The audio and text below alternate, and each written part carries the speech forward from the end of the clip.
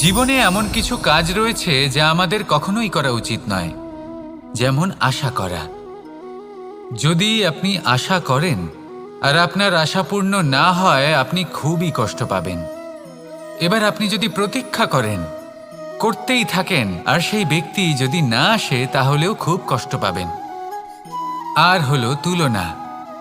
আপনি যদি তুলনা করতে যান, তাহলে এটাই ভাববেন যে হয় আমি বা অন্য কোনো ব্যক্তি, এই দুজনের মধ্যে কোনো এক ব্যক্তি নিকৃষ্ট। আর এই ভাবনাটাই হলো অনুচিত। যদি আমরা কথা বলি সেই সব বিষয়ে যা আমাদের করা উচিত, যেমন পরীক্ষা। এই পরীক্ষা সবসময় আমাদের আরো সফল করে তোলে, আরো শ্রেষ্ঠ করে তোলে, আরো উৎকৃষ্ট করে তোলে। আসন্ন মহাসংগ্রামের জন্য আমাদের প্রস্তুত করে তোলে এই পরীক্ষা। তাই এই পরীক্ষার থেকে কখনোই পালাবেন না, এর সম্মুখীন হন। আর হলো কর্ম। কর্ম করা কখনোই বন্ধ করবেন না। তুলনা করার বদলে কর্ম করুন, প্রতীক্ষা করার বদলে কর্ম করুন, আর আশা করার বদলে কর্মই করুন। জীবন সফল হয়ে যাবে। দেখুন, সবার শেষে সত্যি বলতে এই কর্ম আর এই পরীক্ষা, এই দুই আমাদের জীবনকে সুখী করে তুলতে পারে। আসুন আর আমার সাথে ভালোবেসে বলুন, রাধা রাধা। মানুষ তার জীবনে শিক্ষা এবং প্রেম, এই দুই লাভ করে তার মাতা, পিতা এবং গুরুর কাছ থেকে। কিন্তু মানুষ সবথেকে বেশি ভালোবাসে নিজের মাতাকে, কারণ মাতা খুব নির্মল চিত্তে ভালোবাসে, শান্ত মনে আমাদের অন্তরে শক্তির সঞ্চার করে থাকেন, আমাদের উৎসাহ দেন, বলশালী করে তোলেন। ব্যাপারটা কিন্তু এমন নয় যে আমরা নিজেদের বাবা বা গুরুকে ভালোবাসি না, তাদেরকেও আমরা অত্যন্ত ভালোবাসি, শুধু ওনাদের কঠোর ব্যবহার দেখলে আমরা একটু ভয় পেয়ে যাই। এবার ওনাদের এই কঠোর ব্যবহার আমাদের ভালো না লাগলেও অত্যন্ত আবশ্যক, কারণ মাতার থেকে আমরা যে শক্তি লাভ করি তা যেন নিয়ন্ত্রণ হারিয়ে বিধ্বংসী না হয়ে ওঠে, আমরা যেন কোনো কুপথে না চলে যাই, আমরা কখনো যেন দোষ না করে ফেলি। শুধু সেই জন্য পিতা এবং গুরু একটু কঠোর হয়ে ওঠেন, এবং ওনাদের এই কঠোর আচরণ ভবিষ্যতে গিয়ে আমরা অবশ্যই বুঝতে পারি। জীবনে কিছু বছর আমরা এগিয়ে যাই আর তারপর আমরা বুঝতে পারি যে বাবা এবং গুরু আমাদের যথেষ্ট ভালোবাসতেন, কিন্তু ওনাদের ভালোবাসার বহিঃপ্রকাশ আলাদা। প্রয়োজনীয় হলো এটা দেখার, এটা বোঝার যে শুরু থেকে আমাদের প্রতি ওনাদের আচরণ কেমন ছিল। ওনাদের কঠোর হওয়ার পেছনে ওনাদের ভালোবাসাটা বোঝার চেষ্টা করুন, ওনাদের চিন্তাটা বোঝার চেষ্টা করুন, ওনাদের পথপ্রদর্শনের আড়ালে আপনার ভবিষ্যতের জন্য যে পরিকল্পনা ওনারা করেছেন সেটা বোঝার চেষ্টা করুন। তখন আপনারা বুঝতে পারবেন ওনাদের ভালোবাসাকে। আপনার মনের মধ্যে আপনা থেকেই ওনাদের প্রতি সম্মান জেগে উঠবে। নিজের পিতা এবং নিজের গুরু, এই দুজনের প্রতি কৃতজ্ঞতা প্রকাশ করুন আর আমার সাথে ভালোবেসে বলুন, রাধা রাধা। আমি অনেক সংখ্যক মানুষকে দেখেছি, তাদের কাছে অত্যাধিক জ্ঞান আছে, শিল্প আছে, ধন আছে, কীর্তি আছে, কিন্তু তারা এই সব কিছু নিজেদের কাছেই রাখেন, এই সমাজে বিতরণ করেন না। কারণ হলো ভয়। ওনাদের মনে হয় যে যদি আমি এই সব কিছু সমাজে বিতরণ করি, তাহলে সমাজ আমার শিল্প হোক, ধন হোক, জ্ঞান হোক, কীর্তি হোক, সবকিছু চুরি করে নিয়ে যাবে, আর তার বদলে আমি কিছুই পাবো না। এটা কিন্তু সত্য নয়। সত্য হলো এটাই যে যদি আপনি নিজেকে এই সংসারের প্রতি সমর্পিত করেন, তাহলে এই সংসার আপনার প্রতিও সমর্পিত থাকবে। আপনি শুধু ধন, জ্ঞান, কীর্তি, সম্মান পাবেন তাই নয়, বরং এই সমাজ আপনাকে নিজের চোখে হারাবে, মনের মধ্যে স্থান দেবে। তাই এই ভয় ত্যাগ করে দেখুন কিভাবে এই সমাজ আপনাকে প্রেম সমর্পণ করে। আসুন আমার সাথে ভালোবেসে বলুন, রাধা রাধা। জীবন কিসের উপর নির্ভরশীল? ধনের ওপর, বৈভবের ওপর, নিঃশ্বাসের ওপর?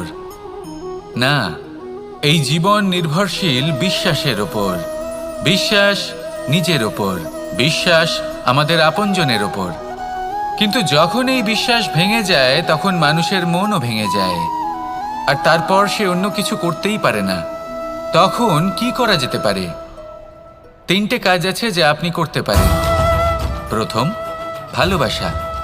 যাকে আপনি ভালোবাসেন, যারা আপনাকে ভালোবাসে, ভুল যারই হোক না কেন, তার কাছে ক্ষমা চাইতে কখনোই সংকোচ বোধ করবেন না।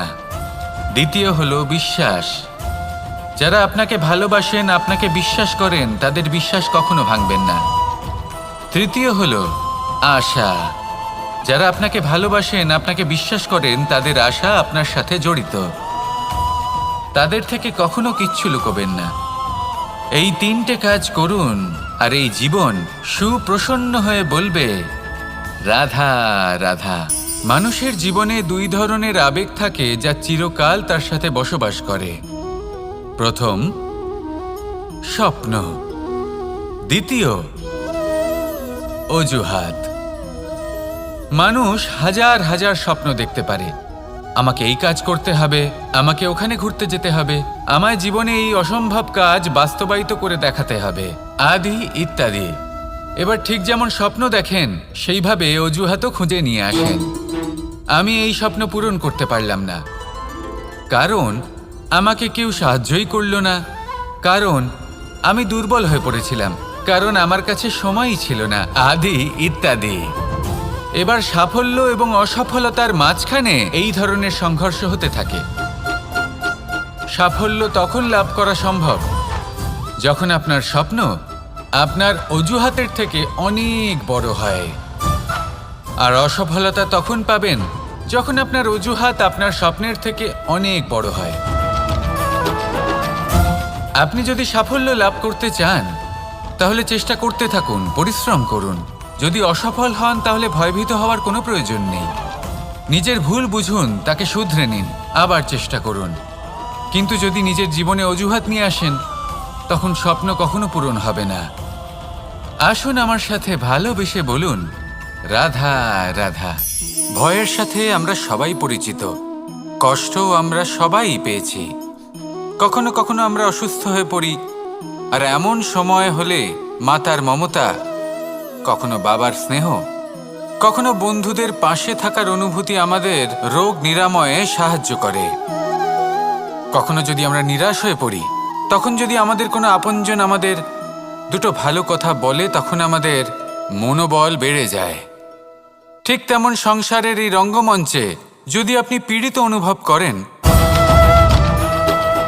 কিছু শুভ কথা আলোচনা করুন, কিছু স্তুতি গান করুন, কিছু মুহূর্তের জন্য হলেও নিজের ইষ্টদেবের কথা স্মরণ করুন আর প্রার্থনা করুন। সাহস বাড়বে, শক্তিও বৃদ্ধি পাবে এবং সামনে এগিয়ে চলার পথও দেখতে পাবেন। তখন এই মন প্রসন্ন হয়ে বলবে, রাধা রাধা। কখনো কখনো অন্ধকারের সাথে লড়াই করার জন্য আমরা প্রদীপ জ্বালাই। এতে প্রথমে সলতে রাখি, তারপর তেল ঢালি, তারপর আগুন জেলে এটা প্রজ্বলিত করি। তারপর একটা সময় আসে যখন এই প্রদীপ নিভে যায়। কারণটা কি? কারণ কি এটা যে প্রদীপের প্রকাশমান হওয়ার ক্ষমতা সমাপ্ত হয়েছে? না। এই যে আগুন আমরা দেখতে পাচ্ছি, এই আগুনের জন্য যে শক্তির প্রয়োজন হয় তা আসে এই তেল থেকে। যদি এই তেল সমাপ্ত হয়ে যায়, তাহলে এই প্রকাশ তাও সমাপ্ত হয়ে যায়। আর আমাদের জীবনে এই তেল হলো আমাদের কর্ম, আর এই আগুন আর এর দ্বারা উৎপন্ন হওয়া প্রকাশ আমাদের ভাগ্য। যত আমাদের কর্ম ক্ষীণ হতে থাকবে, আমাদের ভাগ্য সৌভাগ্য কোথাও না কোথাও লুপ্ত হয়ে যাবে। যে উজ্জ্বল ভবিষ্যৎ আমরা চাইছি তা কখনো লাভ করতে পারবো না যদি কর্ম না করি। ঠিক যেমন তেল ছাড়া অগ্নি উৎপন্ন হয় না, তেমনি কর্ম ছাড়া সৌভাগ্য হয় না। আর যেমন কর্ম তেমন ভাগ্য। তাই সবসময় কর্ম করতে থাকুন, কর্ম করা থামাবেন না। আর আমার সাথে ভালোবেসে বলুন, রাধা রাধা। জীবনে 3টি বিষয় আছে, 3টি বস্তু আছে, তারা যেন আপনাকে কখনো বশে না করে নিতে পারে। প্রথম হলো ধন। ধন যতক্ষণ আপনি ব্যবহার করতে থাকেন, যতক্ষণ তা আপনার কাজে আসছে, ততক্ষণ ঠিক আছে, এই ধন আপনার কাছে অমৃত। কিন্তু যখন এই ধন আপনাকে ব্যবহার করতে শুরু করে, বুঝে যাবেন যে আপনার পতনের সময় শুরু হয়েছে। দ্বিতীয় বিষয়, ফেলে আসা অতীত। যাই করুন আপনি অতীত পাল্টাতে পারবেন না, আর এই সত্যিটা আপনিও জানেন। কিন্তু তাও এর বশবর্তী আমরা হয়ে পড়ি, আর যখন তাই হয় তখন এই সংসারে আমরা যেখানেই যাই না কেন, যত বড়ই সুখ লাভ করি না কেন, সেই সব আমাদের কাছে তিক্ত বলে মনে হয়। তৃতীয় বিষয়, আপনার আশেপাশের মানুষ ভিন্ন ভিন্ন ধরনের মানুষ হয়, যাদের চিন্তা ভাবনা এবং দৃষ্টিভঙ্গি ভিন্ন ভিন্ন প্রকারের। যদি এদের বশবর্তী আপনি হয়ে পড়েন, তাহলে কেউ বলবে এটা করো, এটা ভালো, কেউ বলবে এটা করো না, ওটা করো, ওটা ভালো কাজ, কেউ বলবে এই দুটোই করো না, অন্য কিছু করো।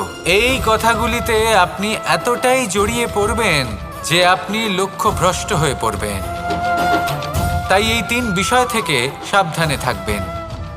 যদি কোনো কিছু বশ করতে হয়, তাহলে আপনাকে বশ করতে হবে আপনার আজকে, নিজের বর্তমানকে। এটা খুব প্রয়োজনীয়। এটা ভাববেন যে এই সময়ের সদ্ব্যবহার আমি কিভাবে করব, সময়কে শাসন কিভাবে করব, ওই কর্ম কিভাবে করব যাতে ভবিষ্যতে কখনো আমার আফসোস না হয়, বরং এই সংসার আমাকে নিয়ে গর্ব করবে, সেই কর্ম করুন। আর যখন আপনি এটা শিখে নেবেন, তখন আপনি নিজেই নিজেকে প্রকৃত অর্থে ভাগ্যশালী করে তুলবেন। আসুন আমার সাথে ভালোবেসে বলুন, রাধা রাধা। অনেক সময় আমরা কারোর নীরবতাকে তার দুর্বলতা ভেবে বসি।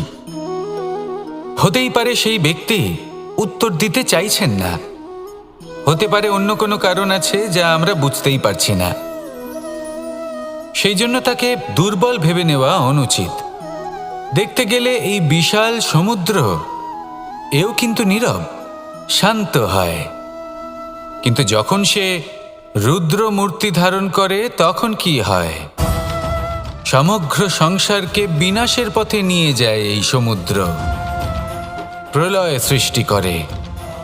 সেই জন্য কারোর সহ্য শক্তিকে দুর্বলতা বলে মনে করবেন না, কারণ যদি এই নীরবতা নিজেকে ভেঙে বেরিয়ে আসে, তাহলে তা বিনাশের সমস্ত সীমা পার করে যেতে পারে। তাই এই নীরবতাকে সবসময় বুঝুন, সবসময় একে সম্মান করতে শিখুন, আর আমার সাথে ভালোবেসে বলুন, রাধা রাধা। কখনো কোনো চাতক পাখিকে দেখেছেন? কথায় আছে যে বছরে মাত্র একবার সে তার তৃষ্ণা মিটিয়ে থাকে, আর তাও আকাশে ভেসে থাকা মেঘের দ্বারা ঘটানো বৃষ্টির জলের ফোঁটা থেকে। আর কোথাও থেকে সে তার তৃষ্ণা পূরণ করে না।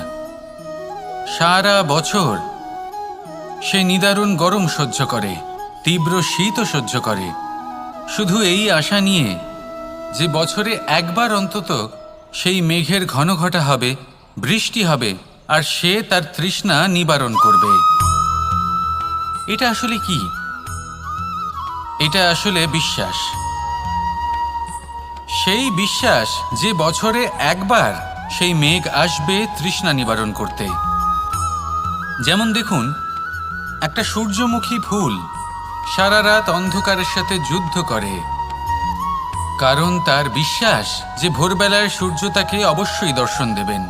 সেটাও বিশ্বাস ছিল যার উপর ভরসা করে মনু একটা নৌকা নিয়ে বেরিয়ে পড়েছিলেন এবং সমস্ত সৃষ্টিকে প্রলয়ের হাত থেকে বাঁচিয়েছিলেন। সেটাও ছিল ভালোবাসার প্রতি বিশ্বাস, যার উপর ভরসা করে বানর এবং ভাল্লুক সেনা নিয়ে শ্রীরাম আক্রমণ করেছিলেন সমস্ত বরদানপ্রাপ্ত অসুরগণ এবং রাক্ষসগণের লঙ্কায় এবং জয় লাভ করেছিলেন। এই বিশ্বাসই হলো এই বিশ্বের আশা। বিশ্বাস রাখুন যে আপনি হলেন সর্বশ্রেষ্ঠ এবং শুধুই নিজের কর্ম করতে থাকুন। এই বিশ্বাসের আশাই আপনাকে প্রতি মুহূর্তে বল প্রদান করবে। এ হলো আমার বিশ্বাস। আসুন আর আমার সাথে ভালোবেসে বলুন, রাধা রাধা। যোগাসন। যোগাসনে আসন অত্যন্ত গুরুত্বপূর্ণ। এবার আমি বলবো সবথেকে শ্রেষ্ঠ আসন কোনটি। আশ্বাস। নিজেকে আশ্বস্ত করতে থাকুন যে আমি আছি, সব ঠিক হবে, যা হচ্ছে ভালোর জন্য হচ্ছে। এই আশ্বাস আপনাকে জীবনে এমন ধন্যাত্মক বিশ্বাস দেবে যে আপনি বড় বড় সমস্যার সমাধান করতে পারবেন। এবার যদি কথা বলি সবথেকে কঠিন সময়ের, তাহলে সেটা হলো বিচ্ছেদের। যা মা সীতাকে সহ্য করতে হয়েছে শ্রীরামের জন্য, রাধা কৃষ্ণকেও সহ্য করতে হয়েছে। যে ব্যক্তি বিচ্ছেদের সময় সঠিক পথে চলে এসেছে সে জীবনে অনেক শ্রেষ্ঠ স্থানে অবশ্যই পৌঁছতে পারবে। এবার যদি কথা বলি সবথেকে জরুরি এবং গুরুত্বপূর্ণ সময়ের, তাহলে সেটা হলো সংযোগ। সকলকে সাহায্য করতে থাকুন। আপনি অন্যদের সাহায্য করে তাদের যত আনন্দ দিতে পারবেন ততটাই আনন্দ আপনারও জীবনে অবশ্যই আসবে। আসুন আর আমার সাথে ভালোবেসে বলুন, রাধা রাধা। সংসারে সকলে উঁচুতে উঠতে চায়, কেউ নত হতে চায় না। সবাই এটা মনে করে যে নত হওয়ার অর্থ হলো তাদের আত্মসম্মান এবং অহংবোধের বিরুদ্ধাচরণ করা। তাদের মনে হয় যে যদি আমরা নত হই সংসার আমাদের দুর্বল মনে করবে, তাদের শৌর্য এবং তাদের ব্যক্তিত্বের অপমান হবে। কিন্তু এটা কি সত্যি? প্রত্যেকবার নত হওয়ার অর্থ কি সম্মানহানি হওয়া? কখনোই নয়। আপনি নিজের জীবনকেই দেখে নিন। আপনার কোনো অমূল্য জিনিস যদি নিচে পড়ে যায় তাহলে তাকে কিভাবে তোলেন? সেই বস্তুকে তোলার জন্য আপনাকে নত হতেই হবে। আপনি বড়দের আশীর্বাদ কিভাবে লাভ করেন? আপনি নত হয়ে তবেই তাদের আশীর্বাদ লাভ করতে পারেন, তাই না? ভেবে দেখুন, আপনি একটা পথে হাঁটছেন, আপনি দেখতে চাইছেন যে আপনি সঠিক পথে হাঁটছেন কিনা, পায়ের নিচে কাঁটা পড়ে আছে কিনা। কিভাবে দেখবেন? আপনাকে সেই মাথা নত করেই দেখতে হবে। এর অর্থ কি? অর্থ খুব সহজ। প্রত্যেকবার নত হওয়া অনুচিত নয়, সেটা কোনোভাবেই সম্মানহানি নয়। পরিস্থিতি অনুসারে এবং যেখানে প্রয়োজন আপনি নত হতে শিখে গেলে আপনি অনেক কিছুই লাভ করতে পারবেন। জ্ঞান, মান, গুণ, বিশ্বাস। সেই জন্য প্রয়োজন এবং পরিস্থিতি অনুসারে নত হতে শিখুন, এতে অনুচিত কিছুই নেই। আত্মসম্মান থাকা অত্যন্ত প্রয়োজনীয়, কিন্তু তা যেন কখনো অহংকারে পরিণত না হয়। এই বিষয়ে অবশ্যই নজর রাখবেন এবং আমার সাথে ভালোবেসে বলবেন, রাধা রাধা। আমাদের জীবনে অনেক ধরনের ব্যক্তি এসে থাকেন। কেউ কেউ আমাদের সাথে থেকে যান, কেউ আমাদের থেকে দূরে চলে যান। কেউ ভালো মানুষ হন, কেউ খারাপ মানুষ। কিন্তু আমরা সবসময় সেই সময়টাকে নিয়ে দুঃখ প্রকাশ করি যখন আমাদের জীবনে কোনো খারাপ ব্যক্তি প্রবেশ করেন। তারা আমাদের খারাপ অনুভূতি দেন, দুঃখ দেন, কষ্ট দেন। আমরা সবাই তাকে ভালো মন্দ কথা বলি। কিন্তু কেন? এমন বিভিন্ন ধরনের মানুষ, খারাপ মানুষ, ভালো মানুষ সবার জীবনেই আসেন এবং সকলকেই একটা অমূল্য শিক্ষা দান করে যান।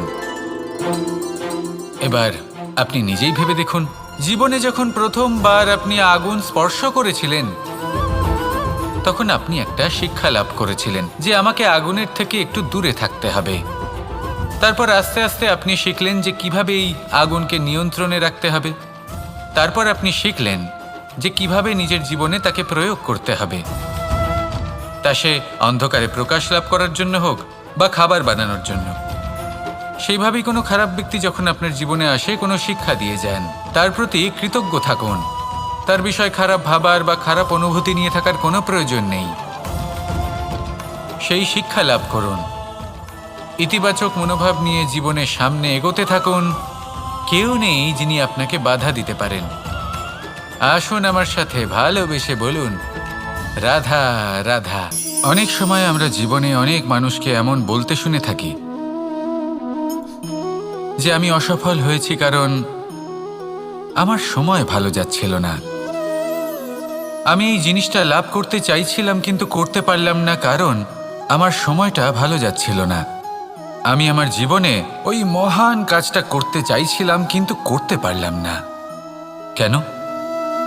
কারণ আমার সময়টা ভালো যাচ্ছিল না। কিন্তু যে মুহূর্তে ভালো সময় আমার জীবনে আসবে আমি সব কিছু প্রাপ্ত করব। এমন প্রায় প্রত্যেকেই বলেন। আসুন একটা কথা বোঝা যাক। একজন মালিকে দেখুন, সে প্রত্যেক দিন গাছের সেবা করে, তাকে জল দেয়, তার যত্ন আত্তি করে। কেন? প্রত্যেক দিন সেই গাছ ফল দেয় না। সঠিক সময় এলে তবেই সেই গাছ ফল দেয়, কিন্তু প্রত্যেক দিন মালি তার সেবা করে, তাকে যত্ন করে। শুধুমাত্র তখন করে না যখন সেই গাছ ফল দিতে সক্ষম। আর যদি মালি গাছের যত্ন প্রতিদিন না করে তাহলে হয়তো সেই গাছ ফল দিতেই পারবে না। এটাই হলো আমাদের জন্য একটা শিক্ষা। যখন সময় আমাদের জন্য অপেক্ষা করে না, তখন আপনি সময়ের জন্য কেন অপেক্ষা করছেন?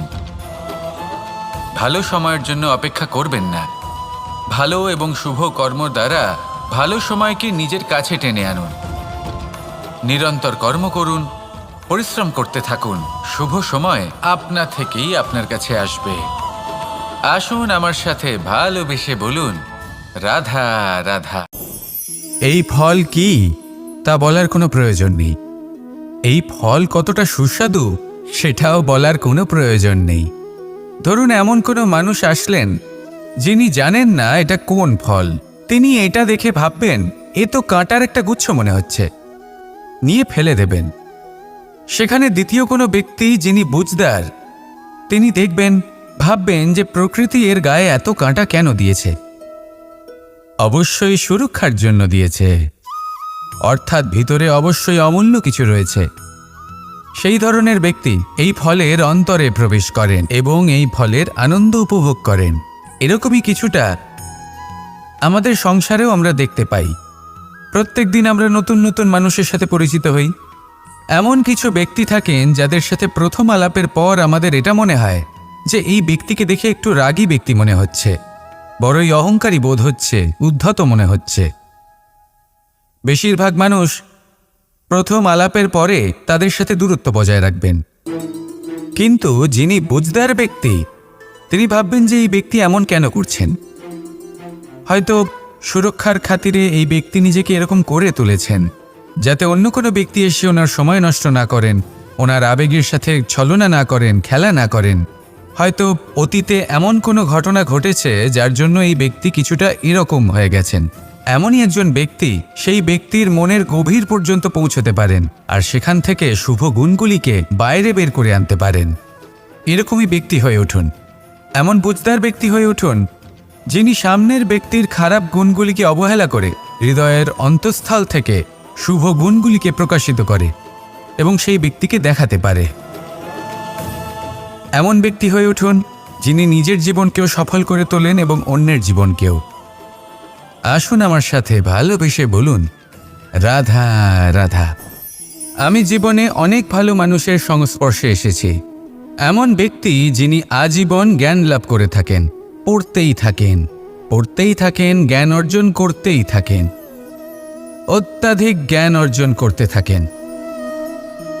কিন্তু এইটুকুই কি যথেষ্ট? ধরে নিন কোনো ব্যক্তি শিল্পকলার বিষয়ে অনেক বই পড়ে ফেলেছেন, কিন্তু কখনো শিল্পকর্মই করেননি। তাহলে সেই জ্ঞানের কি লাভ? কোনো লাভ নেই। এবার এটাই আমাদের জীবনে শেখা প্রয়োজন। আমরা জ্ঞান অর্জন করি কিন্তু তা যাপন করি না, তা কর্মজীবনে প্রয়োগ করি না। তাহলে এতে কি লাভ হবে? জ্ঞান আছেই সেই জন্য যাতে আমরা জীবনকে আরও শ্রেষ্ঠ করে তোলার জন্য তাকে প্রয়োগ করি। এই জ্ঞান এবং কর্মের একসাথে পথ চলাটাই আবশ্যক। তবেই এই জ্ঞান অভিজ্ঞতায় পরিণত হবে। আর অভিজ্ঞতা দ্বারা যে জ্ঞান লাভ হয় সেটাই সবথেকে বেশি গুরুত্বপূর্ণ, সেটাই হলো সবথেকে বেশি লাভদায়ক। সেই জন্য শুধু জ্ঞান অর্জন করবেন না, তাকে প্রয়োগ করুন, তাকে কর্মজীবনে প্রয়োগ করুন, জীবনকে আরও শ্রেষ্ঠ করে তুলুন। আর আমার সাথে ভালোবেসে বলুন, রাধা রাধা। এটা হলো একটা সাদা পাতা। এবার এতে আমি যাই লিখব সেটাই এর অস্তিত্ব হবে। এতে আমি প্রেমের কিছু কথা লিখে একে প্রেমপত্র বানিয়ে তুলতে পারি। মাতা পিতার জন্য একটা শুভ সংবাদ লিখতে পারি। শত্রুর বিষয়ে সতর্ক করব বলে সেনাকে একটা সংবাদ লিখতে পারি। দ্বারকাবাসীর জন্য কোনো সংবাদ পাঠাতে পারি। যাই লিখব এই পত্র সেটাই হয়ে উঠবে। সেই রকমই হলো আমাদের জীবন। আমরা যেমন কর্ম আমরা করব, আমাদের অস্তিত্ব এবং ব্যক্তিত্ব ঠিক তেমনই হয়ে উঠবে। যদি আপনি একটা অসাধারণ, উজ্জ্বল এবং সম্মানজনক জীবনযাপন করতে চান, তাহলে তার একটা রহস্য আপনাকে বলি। যেমন কথন হবে, কর্ম তেমন হবে। অর্থাৎ যতটুকু বলেছেন ততটুকুই করুন, আর যতটুকু করেছেন ততটুকুই বলুন। এই একটা নিয়ম যদি আপনারা পালন করেন, তাহলে এই সংসারের সমস্ত পণ্ডিত আপনাকে অবশ্যই সম্মান করবেন। তাহলে এটাই করুন আর আমার সাথে ভালোবেসে বলুন, রাধা রাধা। বিন্দু বিন্দু জলেই সাগর নির্মাণ হয়। এবার এই কথা আমরা সকলে জানি। আপনি কি এই কথাটা জানেন যে ছোট ছোট সুখের দ্বারাই বড় সুখ লাভ করা যায়? একজন বাবাকে দেখুন, সন্তানের জন্ম থেকে তার যুবক হওয়া পর্যন্ত তার সাথে ছোট ছোট সুখ যাপন করেন। এই ছোট ছোট সুখগুলি তাদের প্রেমের সম্পর্কে গভীরতা নিয়ে আসে, এবং প্রেমের এই গভীরতা তাদের জীবনে বড় সুখ নিয়ে আসে। এটা ঠিক সেই রকম যেরকম বিশাল এক সমুদ্রে, গভীর এক সমুদ্রে অমূল্য রত্ন খুঁজে পাওয়া যায়। এটাও ঠিক সেই রকমই। সেই জন্য জীবনে বড় বড় সুখের খোঁজ করতে গিয়ে সময় নষ্ট করবেন না। এই যে ছোট ছোট সুখ আছে, এগুলোকে যাপন করা শুরু করুন, এগুলোর আনন্দ লাভ করুন, এগুলোরই উৎসব পালন করুন। প্রেমের গভীরতা বুঝুন আর এই গভীর প্রেমে মন নিমজ্জিত করুন। তারপরে দেখুন এই মন আর এই জীবন সুপ্রসন্ন হয়ে বলবে, রাধা রাধা। মানুষের জন্ম কখনো তার ভবিষ্যৎ নির্ধারণ করতে পারে না। হ্যাঁ, ওর জীবনযাত্রা অবশ্যই সুখময় হতে পারে। নির্ভর করে যে ও কোন পরিবারে জন্ম নিচ্ছে, তার পরিবার পরিজন কে হন, তার মাতা পিতা কে হন, তাকে কেমন শিক্ষা দেওয়া হয়েছে, কেমনভাবে পালন করা হচ্ছে। সে কিন্তু কুপাত্রও হতে পারে, আবার সুপাত্রও হতে পারে। কিন্তু সে চলে যাওয়ার পর এই সংসার তাকে মনে রাখবে নাকি না? আর যদি মনেও রাখে, তাহলে কিভাবে মনে রাখবে সেটা নির্ভর করছে তার কর্ম এবং তার নির্বাচনের উপর। ঠিক যেমন বর্ষার এই জলের ফোঁটা যখন মেঘ থেকে ঝরে পড়ে, তখন তার এই নির্বাচন হলো গুরুত্বপূর্ণ, কারণ তার নির্বাচন তার উপর নির্ভর করছে তার ভবিষ্যৎ কেমন হবে। ঝিনুকের মুখে পড়লে মুক্ত হয়ে ওঠে, সাপের মুখে পড়লে বিষ, আর যদি কোনো পাতায় পড়ে তাহলে শিশিরে পরিণত হয়। তাহলে কর্ম এবং নির্বাচন দুটি জীবনে গুরুত্বপূর্ণ। এদের বিষয় বিশেষ যত্ন নেবেন এবং আমার সাথে ভালোবেসে বলবেন, রাধা রাধা। আমাদের সকলের কাছে বৃক্ষ অত্যন্ত প্রিয়। আমরা সর্বদাই চাই এই বৃক্ষ যেন সবুজ থাকে, ফুলে ফলে ভরে থাকে, আমাদের ছায়া প্রদান করে, তা যেন সুস্থ থাকে, আমাদের ফল প্রদান করে। আর সেই জন্য আমরা প্রতিদিন সেই বৃক্ষকে জল প্রদান করি। কিন্তু কখনো ভেবে দেখেছেন যে জল তো আমরা বৃক্ষের গোড়ায় দিই, তারপরেও এই জল সেই বৃক্ষের প্রত্যেকটি পাতায় ঠিক পৌঁছে যায়? এটা কিভাবে সম্ভব? কিছুটা এরকমই হলো আমাদের কর্ম। যদি এই পৃথিবীতে থেকে শুদ্ধ মনে সৎকর্ম করেন, এই কর্ম সোজা ঈশ্বরের কাছে গিয়ে পৌঁছয়। যদি শ্রদ্ধাভাব নিয়ে সমর্পিত হয়ে শুদ্ধ চিত্তে আপনি কাউকে সেবা করেন, তা সে মাতা পিতাই হোক, পরিবার হোক, গুরু হোক, পশুপক্ষী হোক বা সমাজ হোক, তাহলে সেটা সোজা ঈশ্বরের চরণে সমর্পিত হয়। সবসময় শুদ্ধ চিত্তে সমর্পিত হয়ে এবং মনে শ্রদ্ধা ভাব নিয়ে কর্ম করুন। ঈশ্বর নিজে থেকেই এর ফল আপনাকে প্রদান করবেন। আসুন আমার সাথে ভালোবেসে বলুন, রাধা রাধা। ইচ্ছে এবং চেষ্টা এই দুই মানুষের মধ্যে আছে, কিন্তু এই দুইয়ের মধ্যে সামঞ্জস্য থাকা খুব প্রয়োজন। আপনার যা ইচ্ছে সেটা পূর্ণ করার জন্য চেষ্টার প্রয়োজন তো অবশ্যই। আপনি যে স্বপ্ন দেখেন সেটা পূর্ণ করার জন্য নিদ্রা ত্যাগ করে চেষ্টা করা অত্যন্ত প্রয়োজনীয়, নয়তো এই স্বপ্ন কখনোই পূর্ণ হবে না। যদি আপনি কোনো প্রশ্নের উত্তর চান, তাহলেও আপনাকে চেষ্টা করতেই হবে। জীবনে যদি সামনে এগোতে হয়, তাহলে পাকে কষ্ট দিয়ে সামনে এগোতে হবে। চেষ্টা অবশ্যই করতে হবে। যদি আপনি চেষ্টা না করেন, পরিশ্রম না করেন, তাহলে এই সংসার আপনাকে পেছনে ফেলে সামনে এগিয়ে যাবে। নিজের ইচ্ছেগুলিকে মন থেকে বাস্তবে আনুন আর চেষ্টার দ্বারা তাকে সার্থক করুন। এই মন প্রসন্ন হয়ে বলবে, রাধা রাধা। মানুষ ছোট হোক বা বড়, রাজা হোক বা দরিদ্র, সমস্ত মানুষের মধ্যে একটা সামঞ্জস্য থাকে। সমস্ত মানুষের কাছে তার প্রশংসা অত্যন্ত গুরুত্বপূর্ণ। সে খুবই প্রসন্ন হয় যদি আপনি তার প্রশংসা করেন। কিন্তু আপনি যদি তাকে এটা বলেন যে এটা তোমার ভুল ছিল, তোমার কিছু খামতি ছিল, তখন সেটা সে মানতে রাজিই থাকে না। সব মানুষ এটা শুনতে পছন্দ করে যে সে যেটা করেছে সেটাই সর্বোত্তম। এবার আমি আপনাকে একটা কথা বলি, এই হলো নিন্দা, এই হলো প্রশংসা, আর এই হলো সত্য, যা সবার থেকে উচ্চস্থানীয়। সেই জন্য মানুষ আয়না দেখে। আয়না তাকে তার সৌন্দর্য দেখায় না, তাকে দেখায় যা সত্য, যাতে মানুষ আরও সুন্দর হওয়ার চেষ্টা করতে থাকে।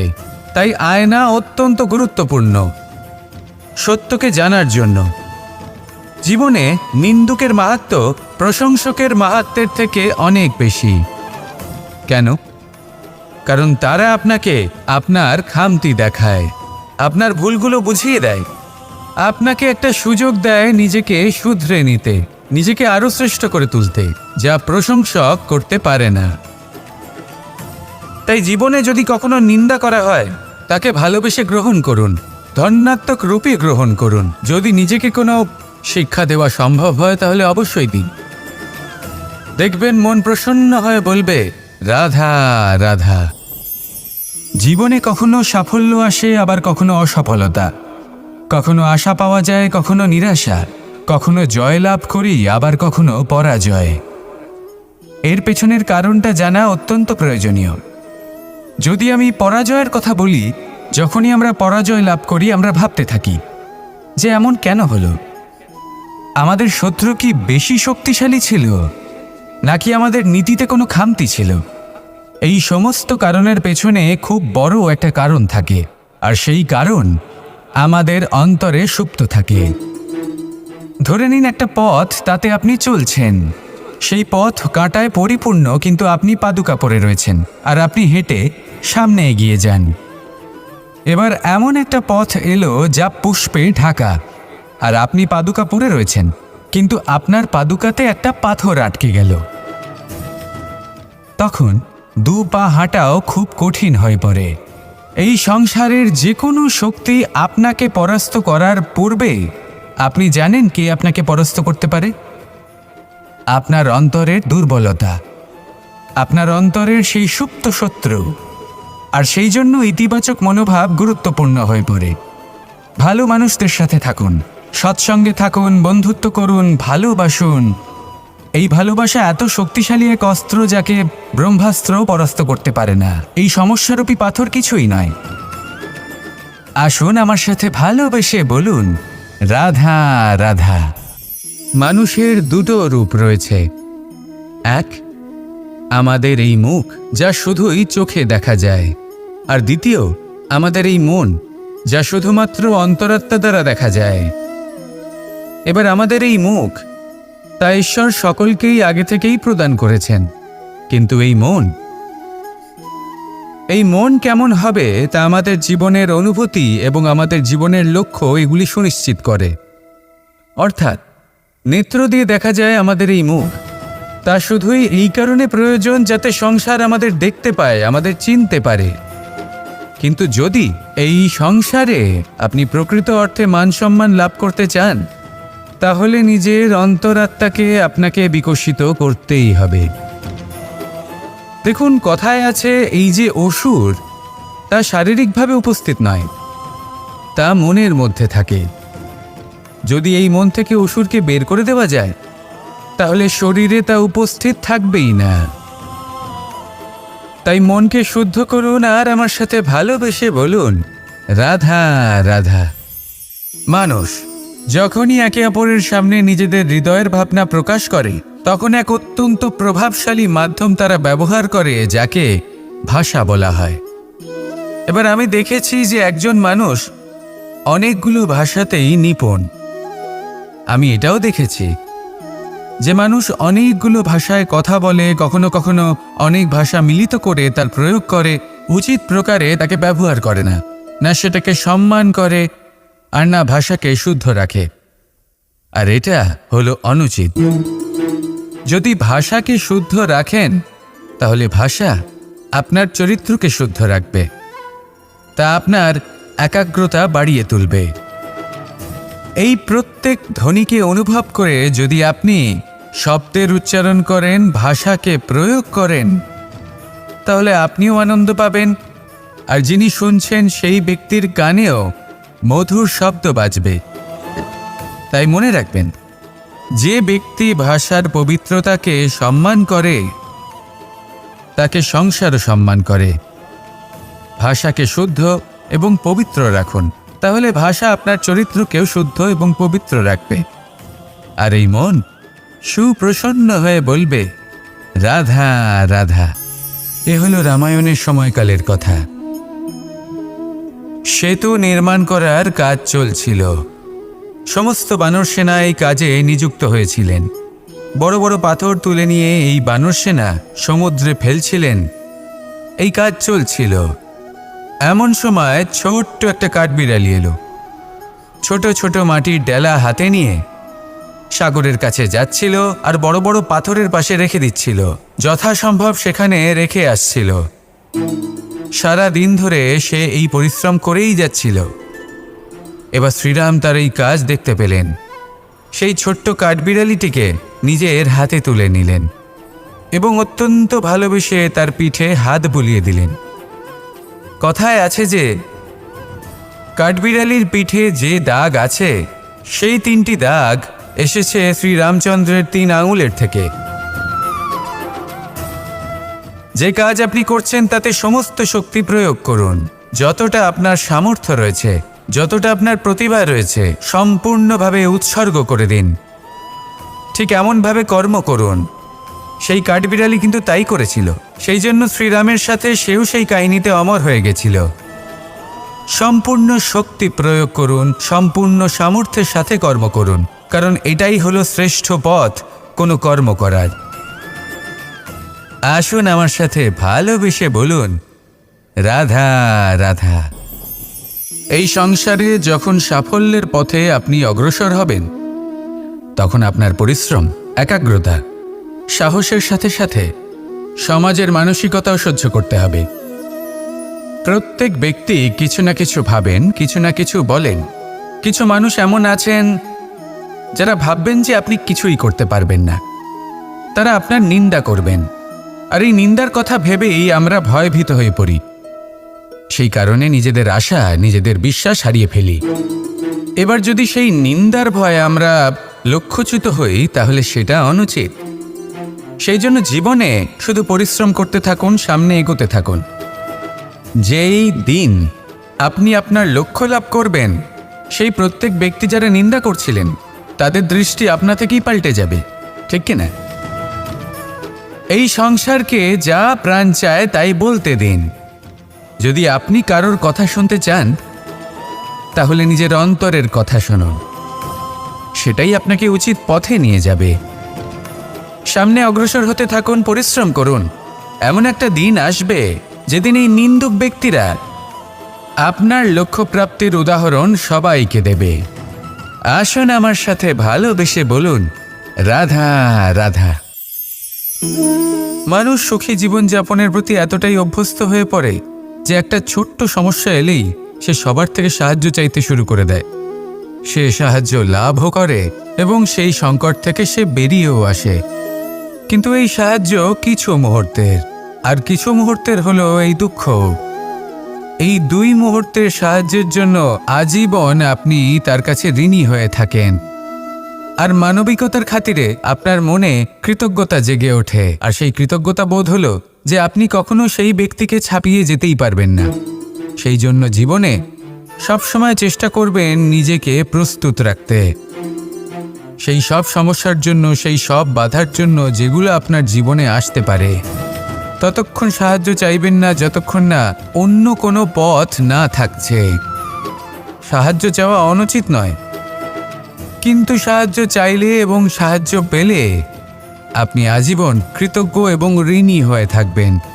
আর তারপর একদিন আপনি পরিবর্তন দেখতে পাবেন যে কিভাবে আপনি ছোট ছোট সমস্যার জন্য সাহায্য না চেয়ে বড় বড় সমস্যার সম্মুখীন হতে প্রস্তুত হয়ে গেছেন। এটাই হলো সংসারের নীতি, এটাই পালন করুন আর আমার সাথে ভালোবেসে বলুন, রাধা রাধা। এমন অনেক মানুষ আছেন যারা আমাকে ভগবানের পরিভাষা জানতে চান, যে ভগবান আসলে কি, তিনি কেমন।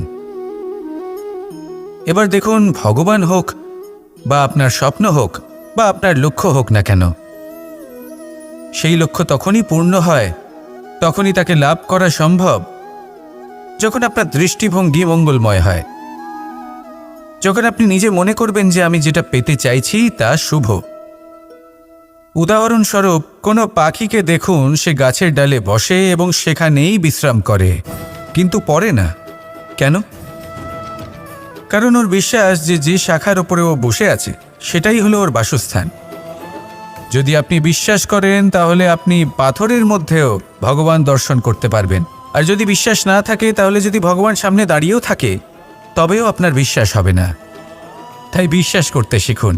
এই বিশ্বাসের আধারেই আপনি সেই সব কিছু পাবেন যা আপনি পেতে চাইছেন। আসুন আমার সাথে ভালোবেসে বলুন, রাধা রাধা।